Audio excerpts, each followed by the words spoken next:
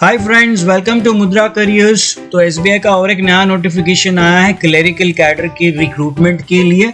लगभग 5000 वैकेंसीज है all over India. तो अगले कुछ मिनटों में हम जान लेते हैं कि एप्लीकेशन प्रोसेस क्या है, एलिजिबिलिटी क्या है, एग्जाम स्ट्रक्चर, सिलेक्शन प्रोसेस क्या रहेगा, सिलेबस क्या है और सैलरी क्या रहेगा। So let's start with the actual information. सबसे पहले एग्जैक्टली ये पोस्ट क्या है। सो इट्स अ पोस्ट जिसका उन्होंने नाम रखा है जूनियर एसोसिएट इन क्लेरिकल कैडर। सो क्लेरिकल कैडर में एग्जैक्टली आपको कस्टमर सपोर्ट और सेल्स का ये पोस्ट है। तो क्वाइट ऑब्वियसली आपको कस्टमर के साथ पहले डील करना पड़ेगा। तो जो भी बेसिक काम होते हैं जहाँ पर आपका कस्टमर से लेना देना रहेगा, जैसे कि पासबुक प्रिंटिंग से लेके cash deposit, cheque deposit, whatever are the processes, और नया खाता खुलवाना से लेके ये सेल्स के काम। तो सेल्स में आपका नया खाता खुलवाना भी सेल्स का काम हुआ, या अगर बैंक का म्यूचुअल फंड या कोई अगर लोन प्रोसेस के साथ कोई एप्लीकेशंस आपके लिए आ रहा है तो वो भी एक सेल्स का काम रहेगा। So this is in general about the post. Number of vacancies लगभग 5000 वैकेंसीज है ऑल ओवर इंडिया। सबसे ज्यादा वैकेंसीज गुजरात में लगभग 900 के आसपास है। उसी के साथ उत्तर प्रदेश, महाराष्ट्र में भी अच्छे खासे वैकेंसीज है। एलिजिबिलिटी क्राइटेरिया क्या है देख लेते हैं। तो आपका ग्रेजुएशन कंप्लीट हुआ होना जरूरी है in any discipline from any recognised university. तो बीए, बीकॉम, बीएससी या engineering, any graduation is fine, लेकिन ग्रेजुएशन कंप्लीट हुआ होना जरूरी है। मार्क्स का कोई इन्होंने क्राइटेरिया नहीं रखा। जहां तक एज लिमिट का सवाल है तो 20 से 28 तक का एज लिमिट है जनरल कैटेगरी के लिए। ओबीसी के लिए 31 इयर्स तक का रिलैक्सेशन है। SC ST कैंडिडेट्स के लिए लगभग 33 साल तक का रिलैक्सेशन यहाँ पर अवेलेबल है। सेम तरीके से जो हैंडीकैप कैंडिडेट है या फिर जो मिलिट्री नेवी के एक्स सर्विसमैन हैं उनके लिए भी यहाँ पर एज रिलैक्सेशन एज पर द गवर्नमेंट नॉर्म्स अवेलेबल रहेगा। Important dates for SBI clerical recruitment. तो एप्लीकेशन आज से 27 तारीख से ऑलरेडी स्टार्ट हो चुका है। Last date of application is 17th में।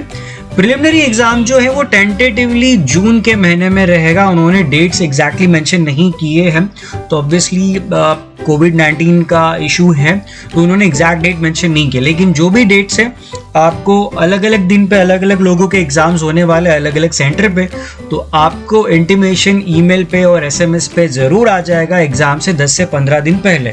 लेकिन जून में एग्जाम होने का आपका चांस रहेगा। मोस्ट प्रॉब्ली जून के एंड में एग्जाम होने का चांस है, जून के सेकेंड हाफ में। फर्स्ट हाफ में आई डोंट थिंक एग्जाम होगा। मेन एग्जाम का जहां तक सवाल है तो 31 जुलाई का उन्होंने डेट दिया है। Again this is a tentative date जिसमें कोई इमरजेंसी सिचुएशन में चेंजेस आ सकते हैं, बट मोस्ट प्रॉब्ली एसबीआई 31 जुलाई को ही एग्जाम कंडक्ट करेगा। मैंने आज तक बहुत रेयरली उनका शेड्यूल है वो उन्होंने चेंज करते हुए देखा, बहुत रेयर पॉसिबिलिटी है। एप्लीकेशन डिटेल्स देख लेते हैं। तो मोड ऑफ एप्लीकेशन ऑनलाइन है। एप्लीकेशन फीस ₹750 है for general and all category people. SC ST के लिए या फिजिकली हैंडीकैप लोगों के लिए या एक्स सर्विसमैन के कैंडिडेट्स जो है उनके लिए यहाँ पर कोई एप्लीकेशन फीस नहीं रहेगा। आपको ये जो भी फीस का पेमेंट है ऑनलाइन ही करना पड़ेगा। ऑफिशियल वेबसाइट sbi.co.in, इस वेबसाइट पे जब आप जाओगे तो राइट हैंड टॉप में करियर्स का एक ऑप्शन होता है, या फिर इस वीडियो के नीचे मैं मेरे ब्लॉग का लिंक आपके लिए शेयर कर रहा हूँ, तो उसमें आप सारी जानकारी पढ़ सकते हो। ऑफिशियल नोटिफिकेशन का लिंक भी मैं आपके लिए शेयर कर रहा हूँ। एप्लीकेशन लिंक का भी लिंक जो भी है मैं आपके साथ इस वीडियो के साथ नीचे डिस्क्रिप्शन में, कमेंट बॉक्स में आपके लिए शेयर कर रहा हूँ। लेकिन अगर आप मोबाइल पे ये ब्लॉग या वीडियो पर फिलहाल पढ़ रहे हो तो मोबाइल पे एप्लीकेशन लिंक खुलने का चांस कम है, बिकॉज बहुत सारे मोबाइल ब्राउजर एप्लीकेशन लिंक को सपोर्ट नहीं करते। तो आपको एप्लीकेशन लिंक कंप्यूटर पे, डेस्कटॉप पे या लैपटॉप पे ही ओपन करना पड़ेगा। जहाँ तक क्या कुछ डॉक्यूमेंट्स लग सकते उसका सवाल है, तो आपको अपना एक पासपोर्ट फोटोग्राम स्कैन रेडी रखना पड़ेगा। जो पिछले कुछ सालों से अप्लाई करते आ रहे हैं उनके पास मेरे ख्याल से होपफुली ये डॉक्यूमेंट्स ऑलरेडी रेडी रहेंगे, बट जो पहली बार इस एग्जाम के लिए कोशिश कर रहे हैं तो पासपोर्ट फोटोग्राफ का जो स्कैन है उसका साइज होना चाहिए 20 to 50 KB। सिग्नेचर स्कैन का साइज होना चाहिए 10 to 20 KB। इसके साथ जो एडिशनल डॉक्यूमेंट्स है वो है आपका hand written declaration.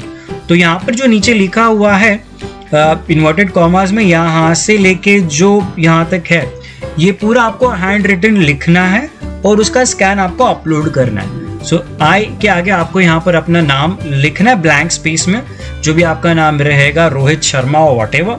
Name of the candidate ये वापस आपको नहीं लिखना है, आपको सिर्फ I Rohit Sharma. Date of birth, तो आपका डेट ऑफ बर्थ अगर 12 जनवरी 1995 है, so you can just put that over here. So and accordingly you can just move ahead. So hereby declare that all the information submitted by me in the application form is correct, true and valid, and I'll present the supporting documents as and when required. So signature photograph and left thumb impression is mine. तो ये आप जो भी यहाँ पर documents upload कर रहे हो, ये कंफर्मेशन आप दे रहे हो, ये सारे डिटेल्स आपकी जेन्युइन इन्फॉर्मेशन और ये आपने खुद यहाँ पर अपलोड की है। लेफ्ट थंब इम्प्रेशन भी यहाँ पर आपको अपलोड करना है। अगर किसी कैंडिडेट का लेफ्ट थंब नहीं है, maybe because during birth और maybe by some accident, अगर आपका लेफ्ट थंब अभी प्रेजेंट नहीं है तो आप अपना राइट थंब भी वहाँ पर यूज़ कर सकते हो। और राइट थंब भी नहीं है तो जो भी बाकी के ऑप्शंस है उन्होंने ऑफिशियल नोटिफिकेशन में शेयर किए हैं, बट आइडियली ऐसा नहीं होगा कि दोनों थंब नहीं है। But if such problem is there, please read the official notification for the alternatives, there are some alternatives for that also. Selection process पे आ जाता है तो प्रिलिमिनरी एग्जाम का जो स्ट्रक्चर है वो पिछले लगभग 5 सालों से ऑलमोस्ट यही रहा है। So there is no change in the preliminary exam structure. आपके पास 3 सेक्शंस है, English, numerical ability and reasoning ability. English 30 questions 30 mark, duration 20 minute का है। Numerical ability 35 questions 35 marks, reasoning ability 35 questions 35 marks 20 minutes. So the total duration is 1 hour. There are 100 questions and 100 marks, and there is a negative marking also. 1/4 negative marking है। अगर आपका कोई गलती हो रहा है तो उस क्वेश्चन के लिए 1/4 मार्क डिडक्ट भी होगा, क्योंकि 1 घंटे में सारे 100 क्वेश्चन किसी के भी सॉल्व नहीं होते, प्रैक्टिकली नॉट पॉसिबल। लेकिन लगभग 60-70 या मैक्सिमम 80 क्वेश्चन तक सॉल्व होते हुए मैंने देखा है। अब beyond that it's very difficult. तो आपको उस हिसाब से प्रॉपर्ली प्रिपेयर करना पड़ेगा कि आपको कौन से क्वेश्चंस आपको सॉल्व करने हैं, आपका स्ट्रेंथ एरिया क्या है, and accordingly you have to maximise your attempts in that particular strength area. और ये जो भी 20-20 मिनट का यहाँ पर स्लॉट अवेलेबल है, सो हर एक सेक्शन वो 20 मिनट तक ही ओपन रहेगा। Once that 20 minutes is over, वो सेक्शन ऑटोमेटिकली सबमिट होगा। तो you have to be very much careful and alert about question selection. आपको किसी भी क्वेश्चन पे स्टक नहीं होना, बिकॉज अगर आप किसी क्वेश्चन पे 4 मिनट वेस्ट कर रहे हो और उसके बाद में पता चल रहा है कि ये क्वेश्चन आपसे नहीं हो रहा है, तो आपने वो क्वेश्चन भी वेस्ट कर दिया और टाइम भी वेस्ट कर दिया। तो you have to properly plan depending on the topics and depending on your strength and weaknesses कि कौन से क्वेश्चंस करने हैं, कितने करने हैं और कौन से पहले करने हैं, कौन से बाद में करने हैं। बिकॉज ये 20 मिनट का गेम है, 2020 है, you have to be very fast in decision making. तो I will be discussing few things about syllabus at the end of this video. So selection process में उन्होंने लिखा है कि लगभग 10 टाइम्स वैकेंसीज का काउंट जितना आएगा उतने कैंडिडेट्स को मेंस के लिए सिलेक्ट किया जाएगा। दैट मीन्स टोटल वैकेंसीज अगर 5000 है तो लगभग 50,000 लोगों को शॉर्टलिस्ट किया जाएगा मेंस एग्जाम के लिए। और जो लोग शॉर्टलिस्ट हो रहे हैं सिर्फ उनको ही नोटिफिकेशन या इंटीमेशन दिया जाएगा ईमेल के जरिए या एसएमएस के जरिए रिगार्डिंग देयर सिलेक्शन। एनीवे बाकी सारे कैंडिडेट्स को भी अपना स्कोर जो भी है, कट ऑफ जो भी है, आप कितने मार्क्स से आप क्वालिफाई कर रहे हो या डिसक्वालीफाई हो रहे हो, वो सारा डिटेल आपको वहाँ पर पता चलने वाला है। तो वो डिटेल स्कोर लगभग एग्जाम के 20 से 25 दिन के बाद अवेलेबल हो जाता है। लेकिन सबसे पहले वो जितने लोग शॉर्टलिस्ट हुए उनका जो लिस्ट है वहाँ पर डिस्प्ले करेंगे और उतने कैंडिडेट्स को वो इन्फॉर्म भी करेंगे ईमेल और एसएमएस के जरिए। और next I am coming to the mains examination. So जहां तक मेंस एग्जामिनेशन का सवाल है, आप देख सकते हो सेकंड सेक्शन जनरल इंग्लिश वापस आ रहा है, थर्ड क्वांटिटेटिव एप्टीट्यूड ये भी वापस आएगा, रीजनिंग एबिलिटी और कंप्यूटर एप्टीट्यूड यहाँ पर है।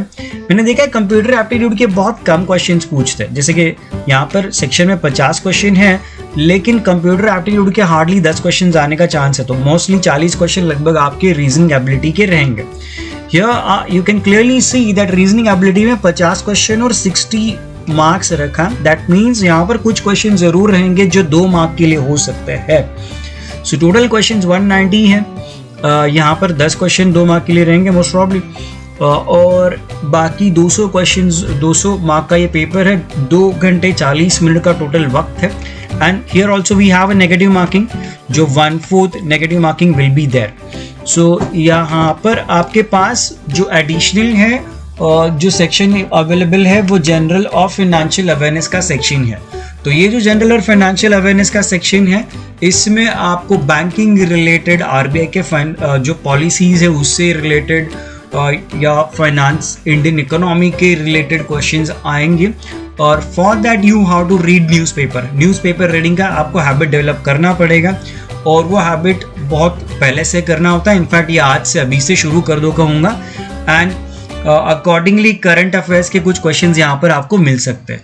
हाँ, बैंकिंग छोड़ के बाकी की करंट अफेयर के क्वेश्चंस भी आ सकते हैं, जैसे कि नेक्स्ट ओलंपिक्स कहाँ पर शेड्यूल किया है, या फिर अर्जुना अवार्ड्स किसको मिला recently last year. So they can ask you something like that also.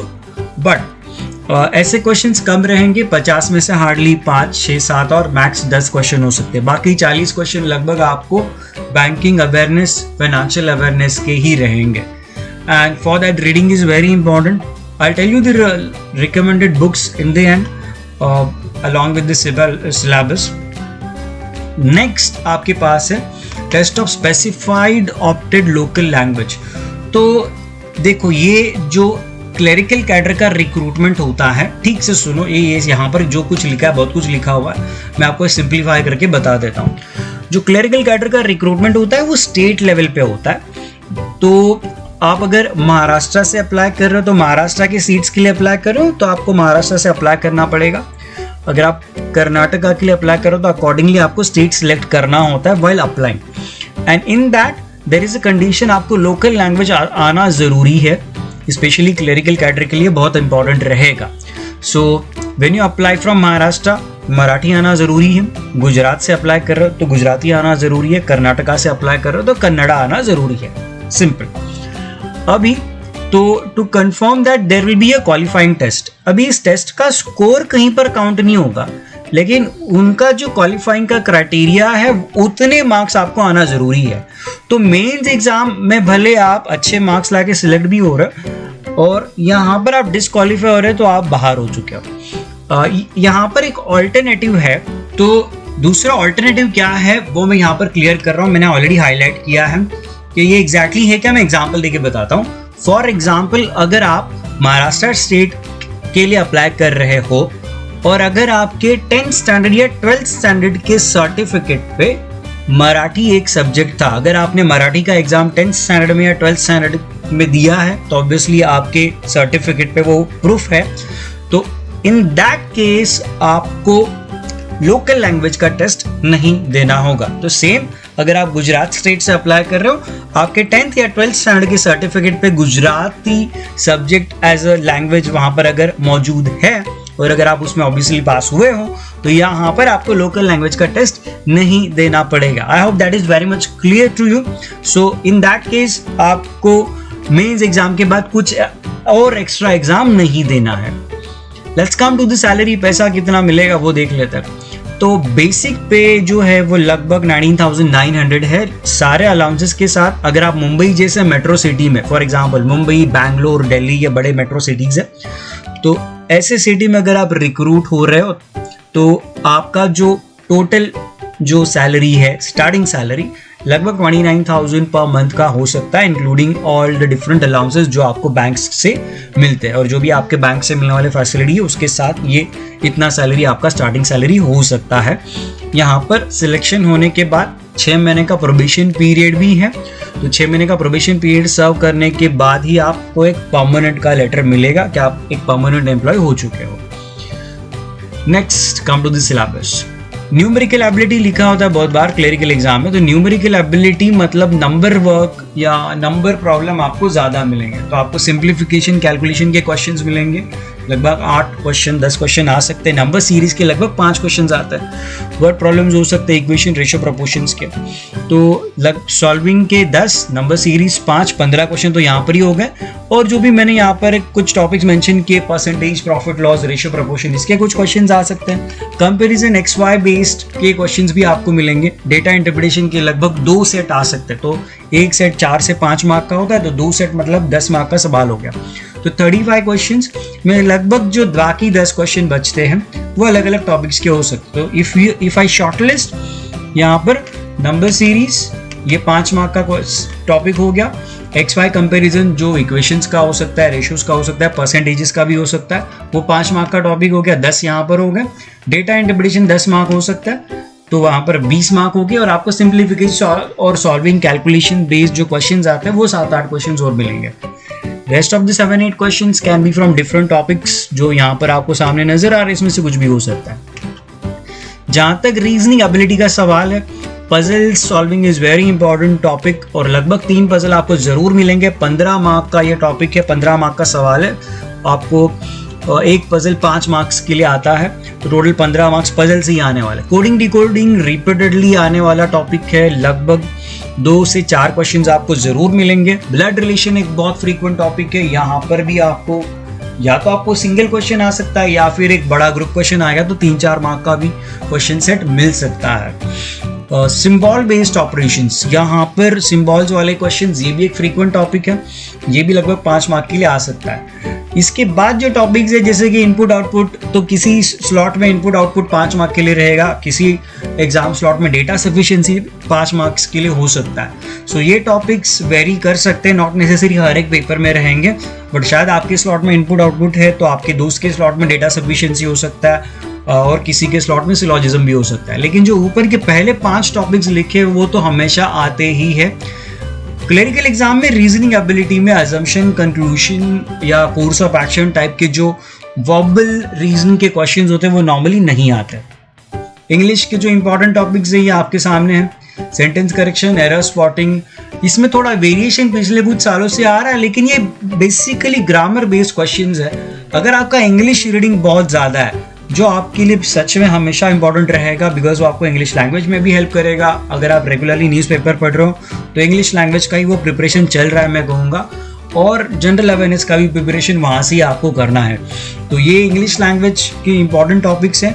Sentence correction, error spotting, ये लगभग दोनों मिल के कंबाइंड होकर 10 मार्क का क्वेश्चंस आपको दे सकते हैं। फिल इन द ब्लैंक्स, तो या तो आपके पास सिंगल सेंटेंस में 2 फिल इन द ब्लैंक्स ऐसे क्वेश्चंस आ सकते हैं 5, या फिर एक बड़ा सा पैराग्राफ आएगा जहां पर बहुत सारे वर्ड्स मिसिंग है, शायद 10 वर्ड्स मिसिंग है और ऐसा फिल इन द ब्लैंक्स भी आ सकता है। तो ये लगभग 10 मार्क, मतलब पहले 3 टॉपिक मिलके ही आपको 15-20 मार्क्स दे सकते हैं। ऑब्वियसली सारे 20 के 20 सॉल्व करने नहीं होते, लेकिन जहां पर आप कॉन्फिडेंट हो, जहां पर आप श्योर हो, ऐसे अच्छे क्वेश्चंस आपको सिलेक्ट करने पड़ेंगे ताकि आप नेगेटिव मार्किंग अवॉइड कर सको। रीडिंग कॉम्प्रिहेंशन, पैसेजेस जो है ये लगभग 10 मार्क्स पैसेजेस से आएंगे, 5 मार्क आपको जम्बल्ड पैराग्राफ से आ सकते हैं। ऑब्वियसली जितना भी मैंने बताया यहाँ पर 5 मार्क्स आगे पीछे जरूर हो सकता है, बट जो टेंटेटिवली फ्रीक्वेंटली आते रहा है उसके बारे में आपको मैं बता रहा हूँ। फिर भी मैं रिकमेंड करूँगा जो डिटेल सिलेबस है या प्रोसेस है, आप ऑफिशियल नोटिफिकेशन ज़रूर देख लेना। अगर आप एक स्मार्टली फास्ट प्रिपरेशन करने का सोच रहे हो तो I am also sharing the link of my bank exam mastery course for you, जिसमें लगभग 60 घंटे से ज़्यादा का कंटेंट अवेलेबल मैंने कराया है, सारे इंपॉर्टेंट टॉपिक्स और ट्रिक्स के साथ, जो आपको एक थॉट प्रोसेस देगा, आपके प्रिपरेशन को एक डायरेक्शन दे सकता है, और जो इंपॉर्टेंट टॉपिक्स है उसको आप जल्दी जल्दी निपटा सकते हो, बिकॉज एक लिमिटेड टाइम है। सारे टॉपिक्स तो बिल्कुल नहीं हो सकते, लेकिन आपको सारे क्वेश्चंस भी सॉल्व नहीं करने, तो कुछ गिने चुने इंपॉर्टेंट क्वेश्चन सॉल्व करने के लिए गिने चुने टॉपिक सेलेक्ट करो और उसमें आपका स्कोर मैक्सिमाइज कर सकते हो। जहाँ तक अच्छे रेफरेंस बुक का सवाल है, मैं कहूँगा अरिहंत पब्लिकेशन का एक सिंगल बुक आता है जिसमें सारे सेक्शंस अवेलेबल है, आपका क्वांटिटेटिव एप्टीट्यूड, रीजनिंग और इंग्लिश। तो एक कंबाइंड बुक जो अरिहंत पब्लिकेशन का आता है, दिशा पब्लिकेशन का भी बुक अच्छा है। ये 2 बुक्स में से आप कोई भी अच्छा बुक खरीद सकते हो, जो लिमिटेड टाइम के लिए मैं कहूँगा इनफ है। अगर आप 1 साल भर से पढ़ाई कर रहे हो तो फिर आप हर एक सब्जेक्ट के लिए अलग अलग बड़े बुक खरीद सकते हो, बट कंसिडरिंग आपके पास हार्डली 1.5 महीने का वक्त है, तो मैं कहूँगा अरिहंत पब्लिकेशन और दिशा पब्लिकेशन का सिंगल बुक बैंक एग्जाम्स का, क्लरिकल एग्जाम का काफ़ी हो सकता है। अगर आपको हमारा ये सारा इन्फॉर्मेशन अच्छा लगा, वीडियो अच्छा लगा, तो हमारे वीडियो को लाइक करना और चैनल को सब्सक्राइब करना मत भूलिएगा। Will come with some more information in the next video. तब तक के लिए बाय बाय।